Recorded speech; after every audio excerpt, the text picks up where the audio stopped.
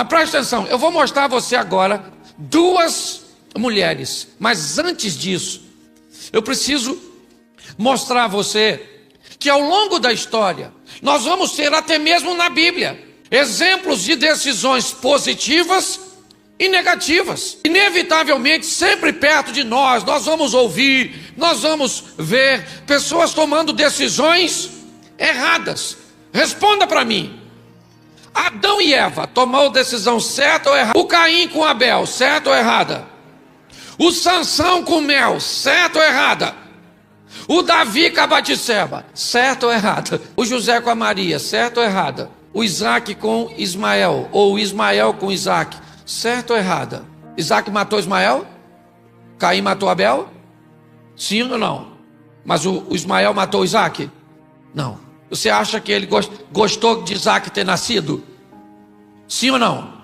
Isaac tomou o lugar de Ismael? Sim ou não? Por causa de Isaac, Ismael foi banido da tribo? Sim ou não? Mas por causa disso Ismael matou Isaac? Não. Preste atenção. Por coisas muito menores, Caim matou Abel. Por coisas muito maiores, Ismael não matou Isaac. Por coisas tão pequenas, Adão e Eva pecaram. Por coisas tão grandes, José e Maria se mantiveram fiéis. Por causa de um mel no moçada, Sansão se tornou impuro. Por causa de uma boa comida na Babilônia, Daniel permaneceu fiel. Porque é a escolha. Davi olhou para uma mulher belíssima chamada Batseba e se deitou com ela. Sim ou não? A mulher de Potifar também deveria ser belíssima e José não se deitou com ela. Por quê? Porque pessoas têm o direito de escolher.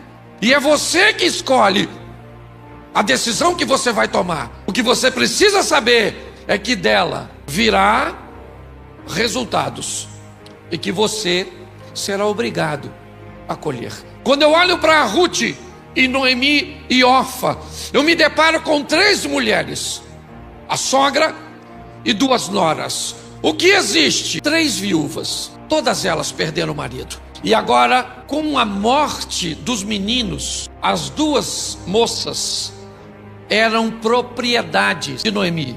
Noemi era a dona delas, tinha o direito sobre elas. Noemi então resolve voltar para Belém. É uma decisão de um local cujo qual nunca deveria ter saído.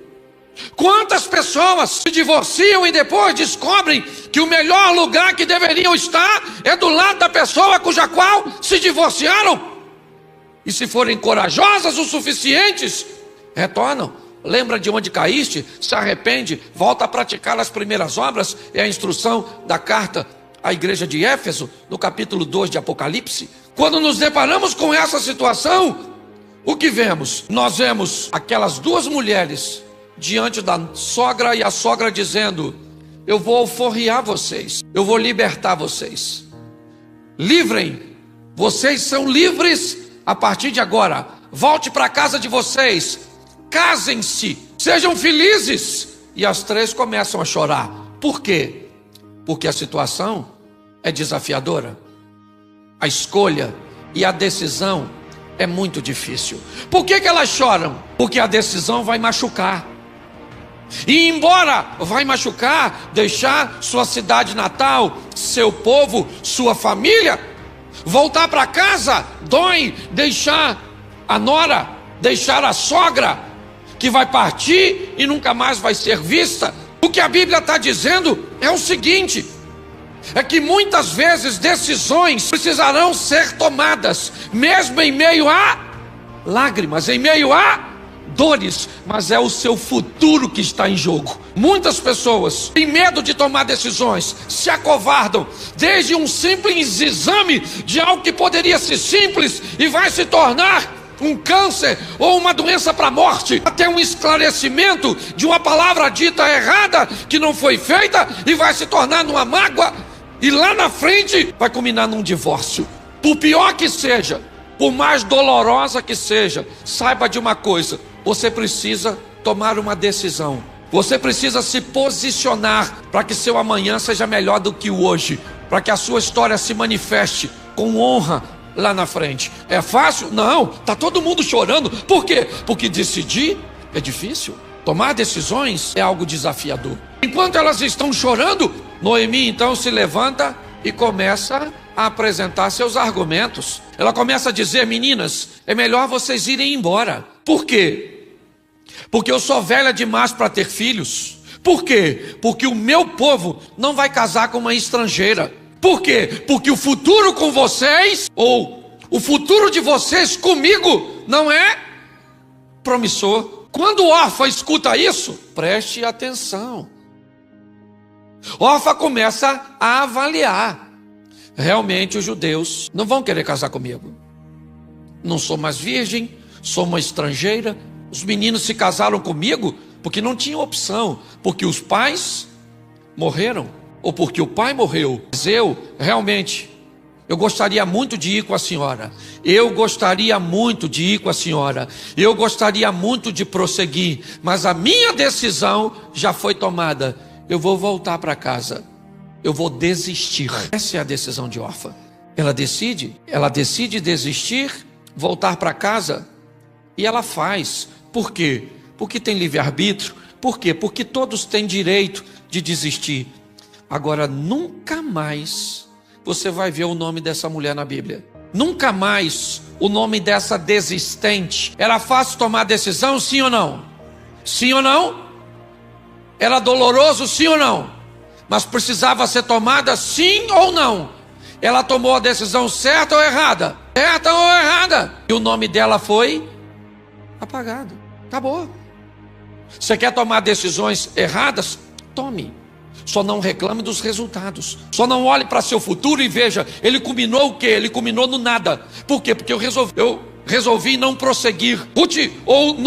Orfa, não aprendeu nada. Agora ela vai embora, é verdade.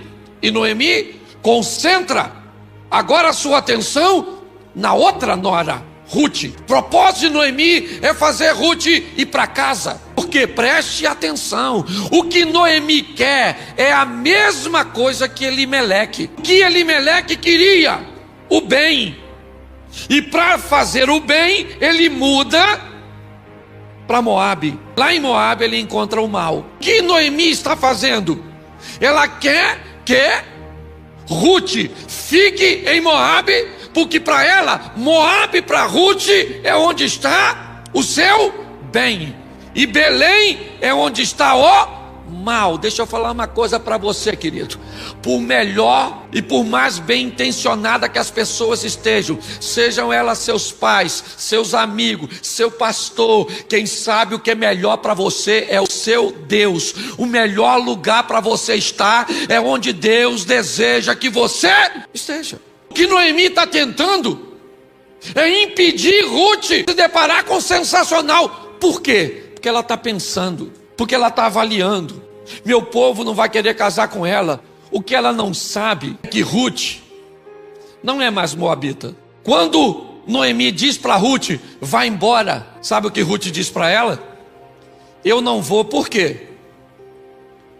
Porque o teu povo é o meu povo, o teu Deus. Presta atenção no que essa mulher está falando. Ela está dizendo para a nora, para a sogra, só não está entendendo. Quando eu vim viver com vocês, eu tive um encontro com Deus de vocês. E eu não estou aqui por causa da senhora, eu não estou aqui por causa do menino que morreu. Eu não quero saber se a senhora tem filho, se não tem, se a senhora é velhinha, se seu marido é morto. Eu quero é que se dane. Eu descobri uma coisa, aqui eu conheci um Deus verdadeiro. E eu sei que o Deus que agora é meu Deus pode me dar o que ninguém pode me dar, e eu vou junto com a senhora.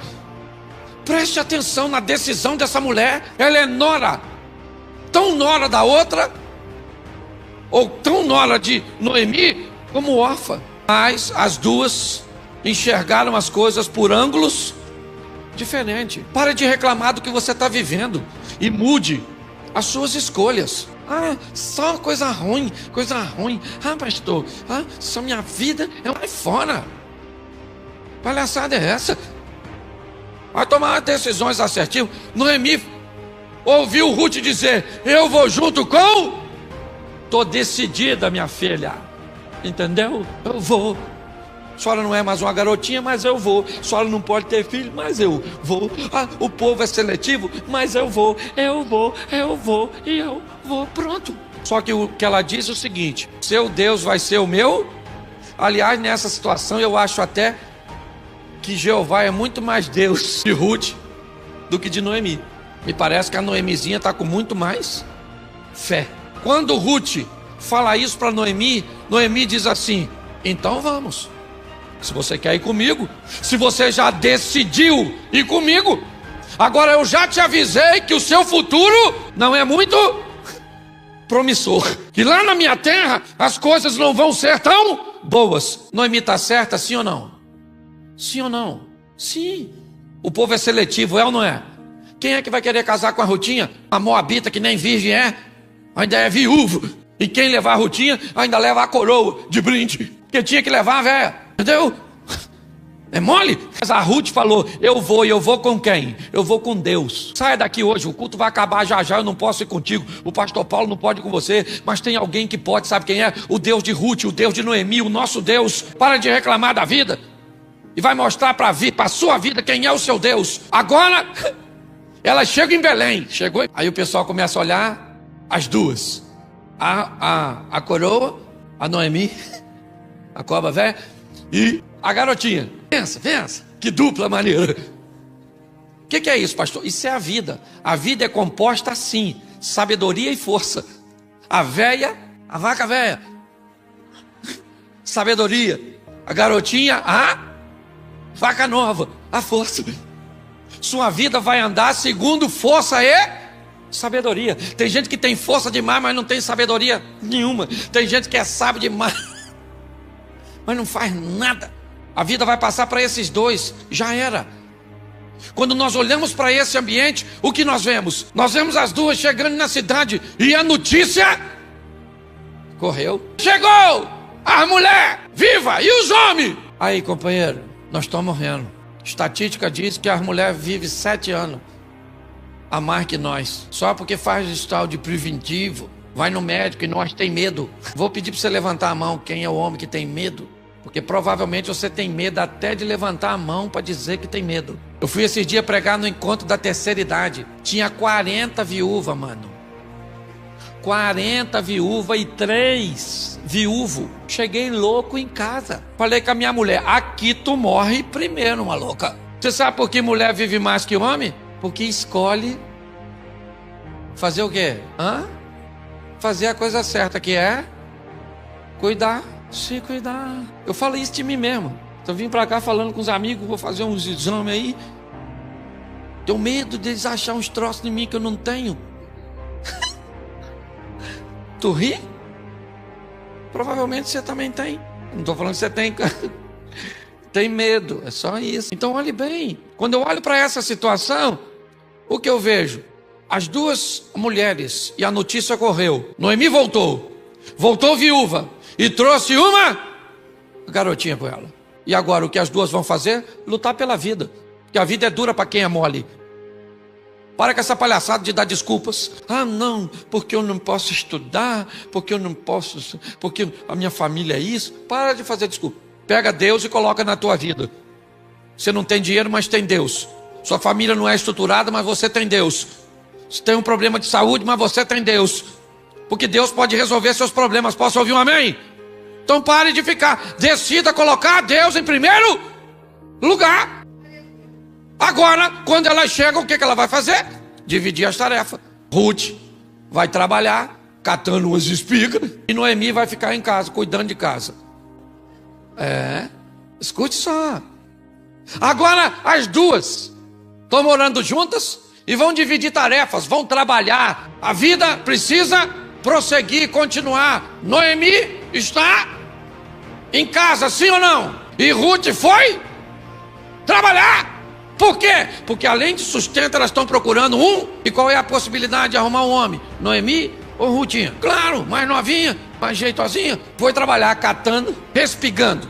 O que acontecia? Vinha os segadores colhendo e alguma coisa ficava para aquelas espigas ruins. Eles já deixavam propositalmente, porque havia leis, certo? que as viúvas, aquelas mulheres, certo? Os órfãos, eles poderiam vir atrás para tirar sua subsistência daquilo ali. E quem é que está lá catando o resto? Quem é que está catando o resto? Porque às vezes o que só sobra da tua vida é restos. Mas se sobrou os restos, cate os restos, né? Vá catar os seus cacos, mas reconstrua a sua vida. Não desanime não, minha filha, que Deus tem vitória para você. Às vezes você tem que começar do zero, catando as coisas. O que sobrou? Nada. E o que eu vou fazer? Começar do zero. Ela está catando as coisas. Só que ela disse que ia lá e que o povo de Ruth seria o seu povo. Ela já está? Sim ou não? Sim ou não? Mas ela disse uma coisa: além de seu povo ser meu povo, ela disse o quê? O seu será o meu? Então o Deus dela mora onde? Numa estátua? Mora onde? Nos e vê todas as... Quem é que está olhando a Rutinha catando as coisas? Deus. Certo? Chegou o dono. Você entendeu? O dono. O pecuarista, o agropecuarista, o dono, o rei do gado, o dono. Bota na novela que tu quiser. Entendeu? E o cara tá lá, foi dar um rolê nas terras dele. Encostou lá o carrão dele. Tá olhando tudo. Toda a colheita. De repente os olhos do homem batem numa dona. Uma bolsa da Louis Vuitton.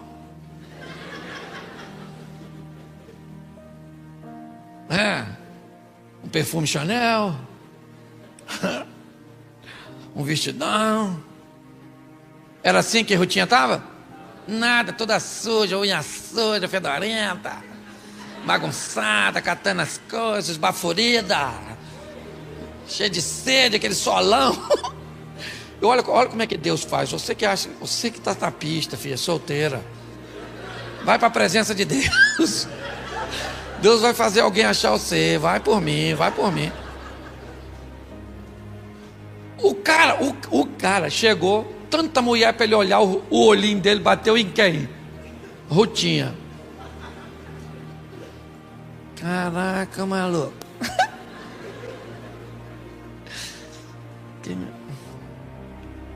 Ô, querido, quem é aquela mulher que tá... Aquela lá, ó, no cantinho lá. Aquela lá. Alguém falou, aquela é a moabita, estrangeira, Ruth, viúva do filho do Elimeleque. Tá morando com a Noemi, precisando de marido.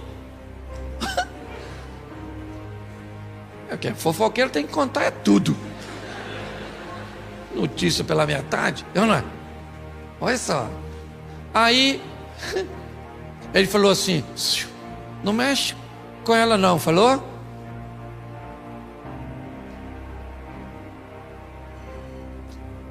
Maneirinha ela, hein? Caraca, gostei. Não, Rutinha. Legalzinha ela, hein? Vai vir lanchar? Aí vem Rutinha. Tá na pista, tem que encenar, não é verdade?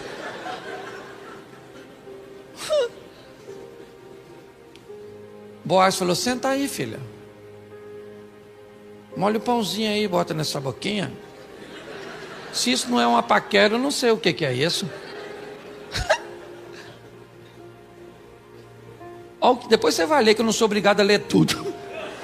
Mas o texto está tudo aí. São 4 capítulos, só dá para tu ler rapidinho. Romance.